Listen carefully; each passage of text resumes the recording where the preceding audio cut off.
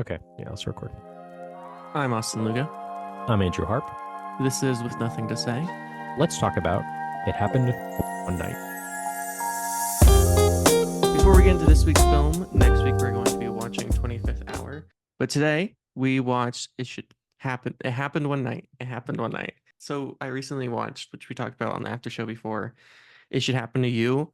The name is so similar that lately I've been getting the two names mixed up because It Happened One Night, It Should Happen to You, and they came out within like 2 years of each other too.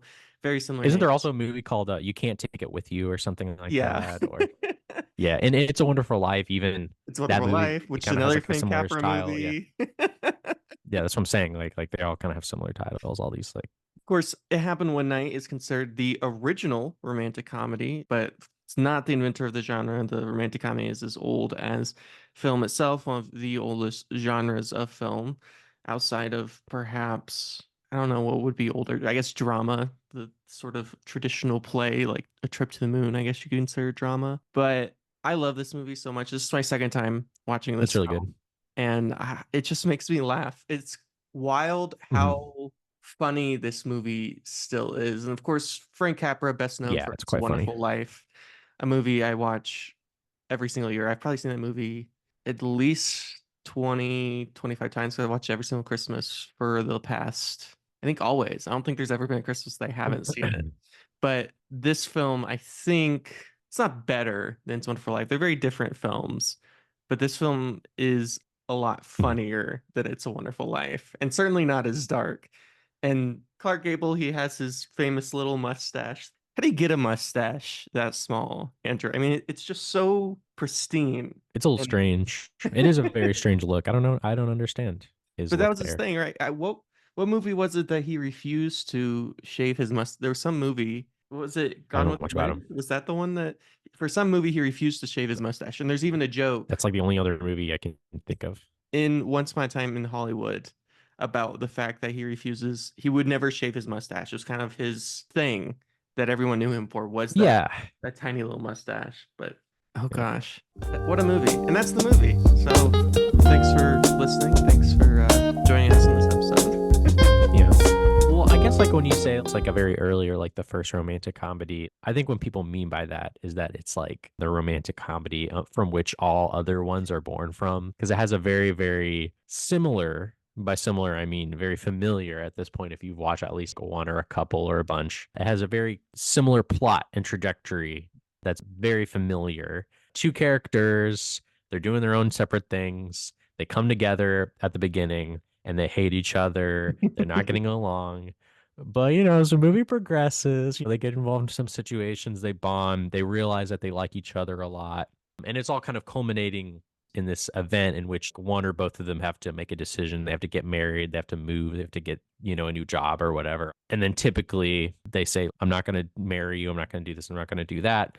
And then they come together at the end of the movie, and that's pretty much it. Well, very familiar progression, very familiar plot structure. And yeah, that's pretty much every romantic comedy, essentially. It's a very tried and true formula. Yes, this created the formula in which so many films come from. And so when you watch this movie, if you have any familiarity with the romantic comedy, some of the plot lines and moments can feel tired or tried, but that's because Yeah. this is where they're all coming from. This will they or won't they? They hate each other. The woman here, she is the heiress of, it's unclear what Yeah. her father does. He's like a newspaper man or he's some rich guy. And so she's the Yeah. Ellen Andrews, I believe that's her name, right? Ellen Andrews. I think that's Yeah. it. The love interest, Clark Gable's character, never calls her by her name, but she's the famed Ellen Andrews, and she's just married some king of some faraway land. And the only reason that she's married him, which is a great introduction, by the He's like way, a pilot. he's a pilot. She's married this man only because her father told him not to marry him. And so in the Right. Yeah. She's introduction, being, indignant. they're on a boat and the crew is absolutely terrified of this woman. Like every time Yeah. It's they funny. try to walk into the room. That's one of the things I love about this piece is there's a lot of great small character roles that are just played to absolute perfection, which you can see in a lot of Frank Capra's work. Sure. Very interested in not the background characters so much, but the idea of His movies have like texture to it. The locations, the characters, plenty of other filmmakers at the time would feel like it would be unimportant to add this or that detail or anything like that. And yeah, Yeah, absolutely. I think what make his films feel so real and why we're still so drawn to his films is it isn't just a small cast of characters who have very defined roles, and then everyone else is sort of just kind of wandering around the set, sort of looking like they're doing something. In all of his films, at least the films that I have seen, everyone in the film feels like they have a purpose. They exist in the world for the reason, not just our Clark Cables of the world, but even our smallest characters, even characters without lines. They feel real and dynamic, and they're reacting to the world and interacting with the world. And you see that from the very opening shots when this crew is trying to feed Ellen Andrews, yeah, and she absolutely refuses. You can see that they're terrified. But the father, of course, he gets what he wants out of life. Has his giant rich person steak and he's got his wine. right. And but she is so stubborn that she literally jumps off the boat and just swims. She's the world's fucking fastest swimmer because this Yeah, woman she's the greatest swinger of all time. She's like a Michael Phelps level swimmer. She's able to evade. boats, like just boats with Yeah, whoever they got to do that swimming, that woman is swimming very fast. It's quite incredible. And she evades him, which of course begins our inciting incident, which is this woman, she's in Florida, I guess Orlando or something, some part of Florida. And she needs to get from Florida to New York because that's where her husband is, even though her dad is trying to annul the marriage. yeah. And he puts her name and her image like in every newspaper. So everyone kind of knows they're trying to look for her and all this stuff. And he's literally blocked off all of the highways. He has detectives at every major and minor airport, which means the only way for her to travel is by bus. And even then, she has to have Mhm. some old lady buy her ticket. And so that kind of Right. pushed this off. So that's what she's doing. She's got to get from Orlando to New York City. And then we're introduced to our Clark Gable character, who is a newspaper man, but he doesn't listen to anybody. He Yeah. plays by his own rules. And Peter. Yeah. he's seemingly for the thousandth time been fired from his job for whatever reason. I don't think Yeah. do they give a reason for him being fired? Just being him, I I think guess. he's just an asshole. Just an asshole, yeah. But of course, there's this fun moment where in that initial call, you see Everybody crowding around the phone booth. Yeah. I guess even then was already a trope, which is when you're on the telephone, you cut back and forth between the two sides of the conversation. And so the argument ends. He loses, he gets fired, but he pretends Yeah. that he's the one quitting. And Yeah. they cut back to the Mhm. newspaper man just Yeah. fumbling around, like not doing anything. It's so absurd and dumb, Yeah. but it works perfect because you're playing off of this trope that even in the 1930s has already been created, where when you have a conversation, you have to cut back and forth, even if the other side isn't having the conversation anymore. So it Yeah. hits a lot harder because it's making fun of that very idea of how these arguments are supposed to work, and the fact that he's a man who plays by his own rules, but at the same time He's self-destructive. yeah, which he is throughout the entire film. Even though the person that he meets, Ellen Andrews, is somehow more self-destructive. Like these are the two most self-destructive human beings in the Right. Yeah. entire Yeah. world. They don't have a lot of things in common, but in actuality, they do. So their whole dynamic, of course, in the classic romantic comedy fashion, is the moment that they meet each other, they hate each other. He They thinks that, get into a fight immediately. which is what makes this film so incredibly enjoyable, is because on the one hand you have this thing that they both want. They have this direction that they're going. For her, she has to get to New York. No matter what happens, this is the thing that she has to do. And the thing standing in her way, of course, is her father. And then him too, he wants to get his job back. And so his idea is, by the way, he's the only one that realizes that she's Ellen Andrews. No one else seems to figure it out. Yeah, I don't think he realizes it at first, but then he like remember because she misses the bus, and then he waits for her, and he's like, "I know who you are." Like, They don't really show how he figures it out, does it? It's just in that moment he's like, I yeah. know. Then again, he might have known the entire time, and he was just kind of being coy. Yeah, but That's his goal, which is he wants to get his job back by saying he's got an exclusive. And he Yeah. tells her his plan when Yeah. It's on they're the level too. it's on the level. They use that word so much. I love it. It's on the level. You gotta believe me, Yeah, man. they It's on use the yeah, level. the I've seen this film before, and I was thinking about this, and for some reason, this scene is like stuck in my brain. And that's the initial scene where they go to the house, cabin, motel. All the motels they go to, they're they all almost look like the tiny same. little houses. Yeah, it's probably the same set, Yeah. right? That they just kind of moved around. But for some reason, that initial house that they go to, which they go to that house because of the rain, and I don't know why that scene is so stuck in my memory because Are you there's talking not about when they're changing and they're putting up the blanket, the wall of Jericho. Yeah, when they put the up wall the of Jericho? blanket, Yeah. I can remember that scene vividly. That moment where he's like taking off his clothes and he's like narrating it is like is a brilliant scene. Oh, It's so good. I love that moment. He's like, "Now this is where it's different. See, I take my shoes Yeah. off." I take off my shoes off, then yeah, it's so good.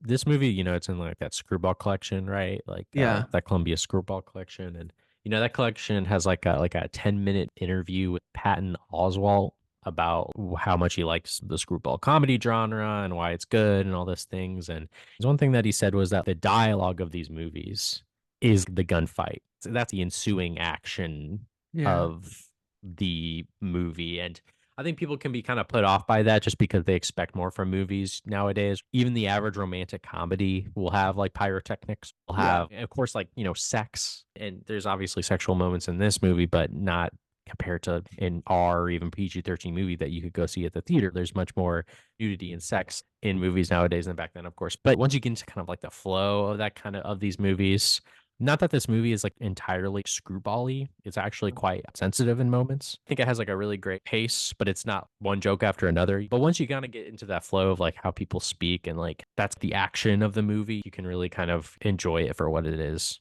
I think that's one of the things that I love about this piece. Of course, this is something that Alfred Hitchcock bemoaned early in his career with the introduction of sound, and a lot of early directors that worked originally in silent film and moved to sound. One of the things that they complained about was we're just filming people talking, especially at the beginning of the sound era, because they had to hide microphones. Of course, there's that famous scene in the Mhm. Sound of not Sound of Music, Singing in the Rain. Singing in the Rain. In Singing in the Rain, where they're hiding the Right. microphones, and everyone has to be really close to that microphone because they had to figure out how sound worked. And this really isn't that far. I mean, this film came out in 1935, I think. Is that right, Andrew? 34.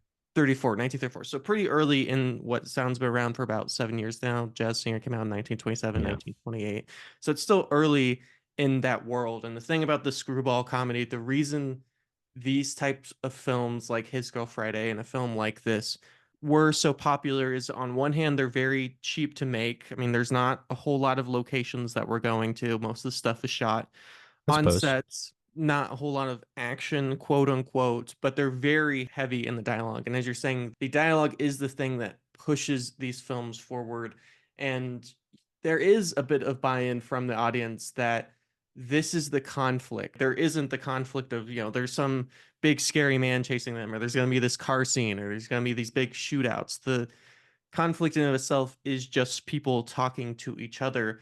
But when every single conversation that they have is constantly in conflict, which is why I think this film and the screwball comedy in general works so well, is because every single line of dialogue is someone disagreeing with someone else. And this is something that I Yeah. teach in my creative writing class when we work specifically on dialogue, because we spend usually about 2 to 3 weeks on writing screenplays, because it's a very specific type of writing and it's something my kids really enjoy because this is the type of media that they consume the most. Most of my kids, they don't read a lot. They're not going to see plays, but they do watch movies, even if it's just to go see the new Deadpool and Wolverine movie, or even if it's just to watch some short on TikTok. Like, this is the way that they consume media.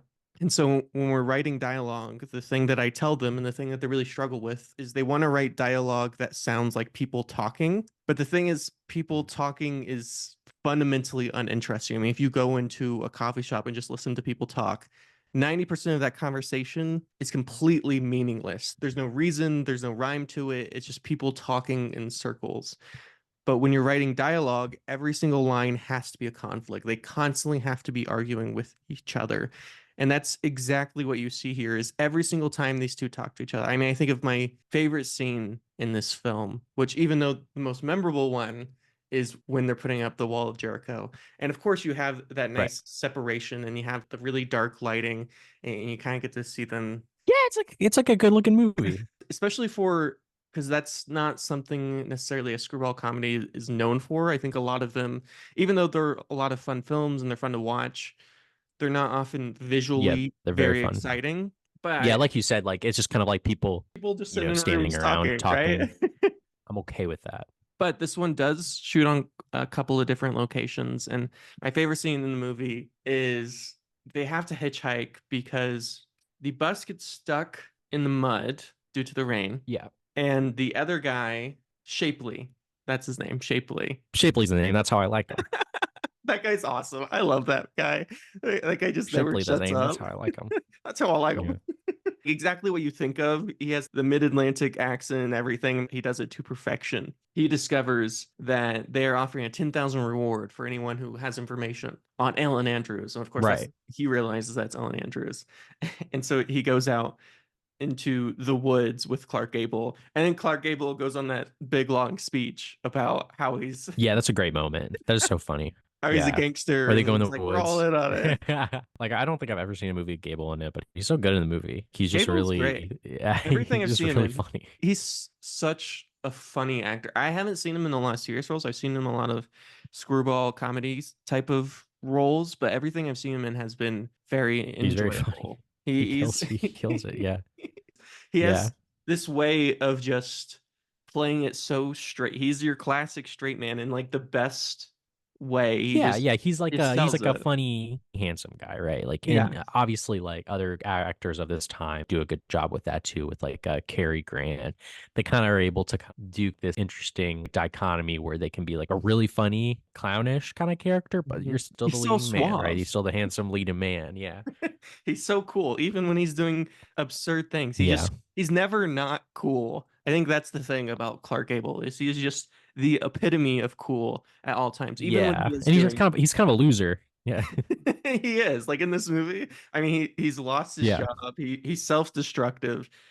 Apparently, he's a pretty good newspaper man, but he gives away all his money to a kid. Well, he doesn't give away his money. Ellen yeah. She Andrews gives does. away Yeah, because she has no yeah. concept To of the money, which is one of yeah. her kind of ongoing jokes. Is she'll just Yeah, spend yeah, money. yeah. One of my favorite moments too, and this is kind of like a Capra thing, right? But he includes a lot of very subtle commentary about like class and things like that. It's a Wonderful Life is obviously very much that to the point where it's basically like socialist propaganda. But this movie does it in a very subtle way, right? Well, in subtle ways and not so subtle ways, right? She's like, I'll give you money if you don't tell my dad. And he's like, I don't want your money. You think that you could just use it. He goes on this huge, long, epic speech, which, when this movie came out in 1934, well, it's like the Depression, right? I imagine the people who did see the movie, I can imagine them clapping and like like cheering at Clark Gable totally owning, a spoiled rich heiress, Hmm. so that's a very like satisfying speech because he's kind of right, even though he's being mean to her. And yeah, like there's a lot of like other subtle class things, like when she goes to take a shower, and so she's walking through like motel town with like the Hmm. kids playing and stuff, and she doesn't understand the concept of a line, so she like tries to go to the front to take a shower. And I feel like Capra includes things like that in other movies. His disdain is maybe a strong word, but his distaste maybe is a little bit nicer of like rich people and Yeah, I think that definitely plays a big role in this film. I mean, other than a rich heiress, of course, we are traveling by bus, which is traditionally not right. taken by the wealthiest people. We're not going by plane. We're not renting an automobile. It's the people's way of traveling, right? Everyone that they Yeah. your average man, as it were. I mean, there's that great moment where the bus is moving around, and of course, I don't know if I can't tell if they're moving the set when they're on the bus and it's kind of like moving up and down, or if they're just moving the camera side to side. I don't know. I think they're moving the Yeah. bus. They've built this set and they kind of just move it around a bit. But one of my favorite moments, another favorite moment. There's a lot of favorite moments in this movie is when they sing the trapeze song and the guy's playing the guitar and you got the guy Yeah, playing the yeah, banjo.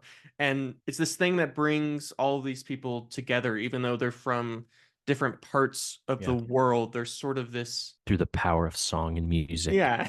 Well, I was gonna say, the guy who sings after the sailor, that guy sings. That's Frank Capra. Is it really? I didn't know that. I recognized him. I'm like, that guy looks familiar. That's Frank Capra, isn't it? That's Frank Capra, the He's got director it. of this movie. He was born in Sicily. Oh, I did not know that. But that Yeah.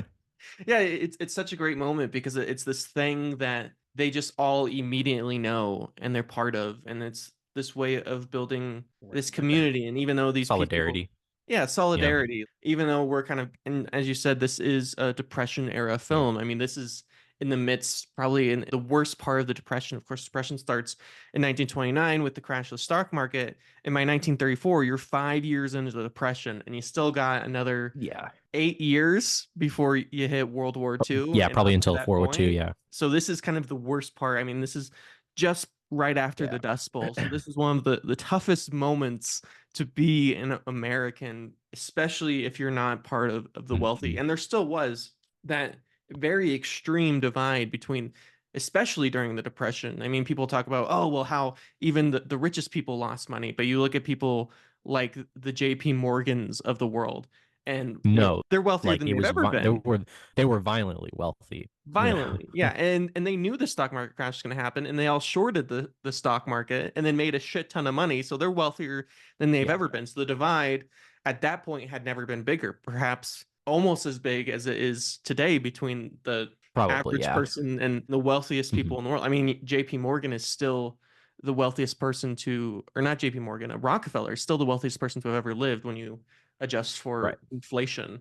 They just exist in an entirely different world, and you see that world through the eyes of Ellen Andrews, and she's almost alien. She doesn't understand these basic Yeah. concepts of how people exist in the world. I mean, there's that Yeah. moment early on where she has to go to the hotel for whatever arbitrary reason, and Clark Gable's like, the bus leaves at this time, like you're not gonna make it there and back. And they're like, Yeah, she's like, no, no, she's no, no, right. Yeah, she no way. You exist in a world with other people and you exist around these other people. yeah. That's her growth throughout the film, is sort of learning how to Yeah. exist in the real world, because I would argue still people of this class, they're almost inhuman. They don't really exist with the rest of us. They don't work in the way that Yeah. we do. They don't understand the concept of other people and lines. That is like kind of a trope nowadays. The rich, out of touch person who lives in the city, they're humbled when they come across a common people and they have to work on a farm or eat regular diner food or whatever. There's that scene where he's like, "You need to dunk it like this. Who taught you how to dunk?" Or like Another the great moment. like her being taught like how to be like a working class kind of person or whatever. And I would say that's kind of like a slippery slope just because it can come across as patronizing. And also you can see it embedded in nationalism, like American nationalism, Mhm. about how elites, they don't get it. They don't understand like the common man, real solid earth, middle America people. And I'm totally uninterested in that shit because it's hand wringing and nationalistic and just not good. But in this case, it works just because I think he does have class interest. He is interested in breaking that down and using it in a very effective, subtle, and entertaining way. And by the end of the movie, you don't hate Ellen Andrews or anything like that. You like her and you want her to get what she wants. You're able to connect with her on that level. Yeah, and you talk about this idea of this long going trope, which of course didn't even start here, started well before here, and still goes Right. on to that. And I think part of the reason why it's often so frustrating is, part of it is this nationalistic sort of, oh, the common man, blah, blah, blah. But I think part of it too is, unlike Frank Capra, who has a genuine understanding of what it means to be part of the working class in this time in America, Yeah. often, and I think of course, the Hallmark, who is the epitome of the romantic comedy, right? They've made more romantic comedies than probably any other production company in the world. I And mean, they're all like this. They all have like the same they thing. do this Like, exact thing, right? It's like this rich person from New York City goes to a small town America. But, yeah. but the thing is, their idea of the common man, and why these films I think are often so frustrating, is the common man is still weirdly wealthy. Like they Yeah, have no yeah, yeah. concept. It's true. That's true. Yeah, that's a good point. They're not actually poor. It's a difference between being upper class and upper middle class. Right. That difference for some reason is supposed to evoke class disparity when there's not really that much of a difference. But here we actually do see people living in the real world worrying about, hey, I only have a couple Mhm. of dollars to my name. Or, of course, Yeah. there's that moment where Clark Gable gives away all of his money to this kid because him and his mom had to travel to New York City because their father is a sailor or something, right? They have to go to New York City to meet with him, who Yeah. just got a job there. And the fact Mhm. is, like, they can't really, like, they don't have anything. They're moving to New York City Right. without a single penny in the world because they're hoping that once they get there, they're going to work their way, they're going to grind, and hopefully things will work out. But there's a good chance that it won't too. And that's true with all of the people on this bus. Is they're just people just trying to get by. Yeah. They're trying to exist in the world, and they're going to all these different places. I mean, there's that great moment when they announce the bus and they say all the different places that they're going to: Tallahassee, Washington, Right. blah, blah, blah, blah, right? They, Mhm. they go on this long list, and all these people are going to these different places. It's kind of, buses were great, and trains kind of the same thing. I mean, I think trains are one of the most cinematic images because trains are one of the early moments in American cinema. Of course, you think of stuff like The General, Strangers on a Train, right? It's such a part of the lexicon North by of, Northwest. yeah, North by Northwest, right? It's such a part of the lexicon of what it means to be an American cinema. And I think Yeah. part of that is because trains Mhm. and buses were these places where people from entire differently worlds came together. And it's the American melting pot, quote unquote, on the micro scale, right? The idea that here are all these people coming from Yeah. all these different lives. And in this moment, they're all kind of thing. Like, that's the American dream right there. And that's Mhm. some of the greatest moments in this movie is when they're on the bus, even though it's just this tiny little set that they Yeah. kind of shake around, because you have, Sure. again, this is the great part about Frank Capra, and I think this is why his films, at least all the ones I've seen, work so well. Is because it isn't just a bunch of extras sitting on a set waiting for Clark Gable and, Yeah, yeah, it's a bit more yeah, it's been more right, involved. all these characters, they have lives that they're living outside of this film. It feels real. It feels as if Yeah, we are on unlike the bus with them. yeah, unlike a Hallmark movie where it's the extras in those movies, they just might as well be video game characters Yeah, that they they're CGI'd in the NPCs. background, right? Like they're NPCs. Yeah, they might as well just be like NPCs, right? Yeah, no, I totally feel what you mean. Obviously, that does make a big difference, in the texture of the movie. And I'm thinking too about the class kind of thing and how Ellen Andrews is thrown into the real world. Literally, from a material basis, she loses all her money. And so she has to learn from Clark Gable how to do that. I'm thinking of like the hitchhiking scene. He's trying to do all these things, and He's I got kind of three saw it moves. coming. I was laughing when he's like trying to do the hitchhiking move, and literally like 12 cars 20 like cards. fly by. Yeah, that was making me laugh. Like, and as it kept going, going, and going, that was a really funny scene. And then of course he's like, "Well, check this out," and she lifts her skirt up just a little bit to show off her leg, and I'm like, "Oh, okay, yeah." Like, he is not entirely in control. He has things to teach her, but she also has useful herself. Like she knows things, like she's not like a useless. She's quite dependent, but she's also voraciously independent, right? Like that's the why she ran away from her father, right? She's trying to prove a point that she's an independent person, that she can marry whoever she wants and she can do whatever. And she asserts that throughout the movie. And that's why it's so great when you have that moment later on where she becomes really vulnerable in front of Clark Gable. Moments like that too, I think, evade the screwball comedy genre a little bit because Frank Capra really utilizes silence. Like when she comes around the corner of the wall of Jericho or whatever, and she's like crying and stuff. That's a great, sensitive, really quite beautiful moment. Yeah, there's a lot of moments like that. And I think, I know we kind of keep harping on this point, but I think it's important when we talk about what this is doing, even though so many films are built upon the structure. Part of the reason so many films fail, even though they think that they're copying the structure that this film creating is inventing for all these other films to exist, part of the reason so many of them fail is because they create these characters that are either invincible. I mean, that just nothing can get to them. They're just the greatest, Mhm. smartest person to ever exist, or their exact opposite. They are so vulnerable in the world that you have this Prince Charming effect. You have to have this perfect person Mhm. who comes and saves you. But you don't see that in this film. I Mhm. mean, even though Ellen Andrews is someone that Yeah. has a lot to learn, you see that Clark Gable too, like with the hitchhiking scene Mhm. or these other scenes in the film, that these are two people struggling to exist, and there are things that they can each Yeah. teach each other. Like that's why they work together. They don't work together because one of them is this Yeah. extremely And vulnerable person. that makes a great couple.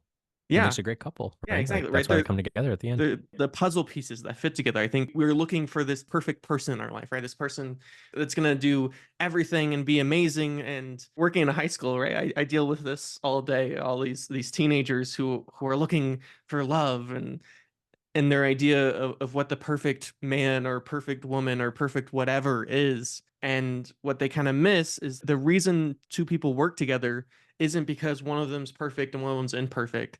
It's because they're both Right. imperfect, but their imperfections work together in a way that they're like a puzzle piece that comes together, right? Yeah. They're kind of all fitting It, together. that can happen unexpectedly, right? Which is why I think people like love like movies like this. They love Oh, the idea of two people coming together haphazardly and two people who are unlike each other and they meet randomly. They might not like each other at first, but then they fall in love. Like I think people they love to live vicariously through that. Which, yeah, I think like a movie like this is perfect for the Great Depression because I think people want to live vicariously through movies probably more than ever. A silly romantic comedy that has interesting things to say about class and stuff is, a perfect movie to watch if you're just kind of like a working class person. and one of the most powerful moments in this movie is he leaves because he's going to go sell the Ellen Andrews story. He's on the level. He goes to the Yeah, editor, I'm on the he's on level. the level. And he leaves her in the middle of the night because his idea is that he's going to take that $1,000 and he's going to go buy a ring and propose to her. But of course, while this happens, I guess they're not a husband and wife. Is that his mother, the owners of that No, I think it's a motel? husband and It's a wife. husband and wife. He I think calls they're her husband and Ma, wife. Yeah. but I They guess get it's pissed off at them because the husband left and they think they're being philanderers or whatever. And they kick her out.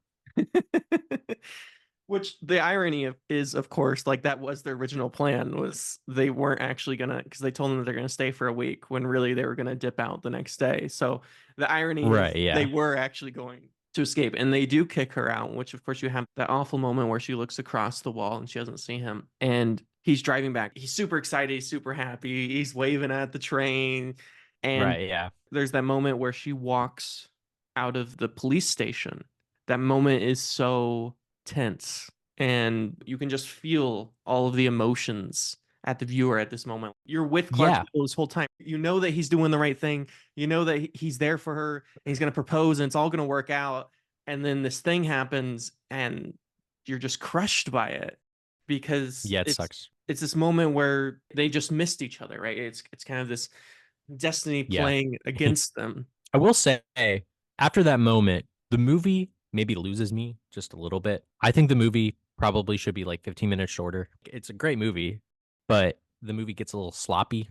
It starts to feel like people standing around talking, which isn't a great feeling, but it's so good. It's just, yeah, it just kind of loses me just a tad. No, I completely agree. I find these last 15 minutes, even on a rewatch, the pacing feels a little off. And of course, you have that moment where she runs away from the wedding, which another classic Yeah, the that we ending's see all great. the No, the time. ending is great. But all of that stuff in between, and I think part of the reason all that stuff doesn't work is we've lost right that thing that's pushing them forward through this whole film Yeah, that's that she true. needs to get to But New you York, never see them together again.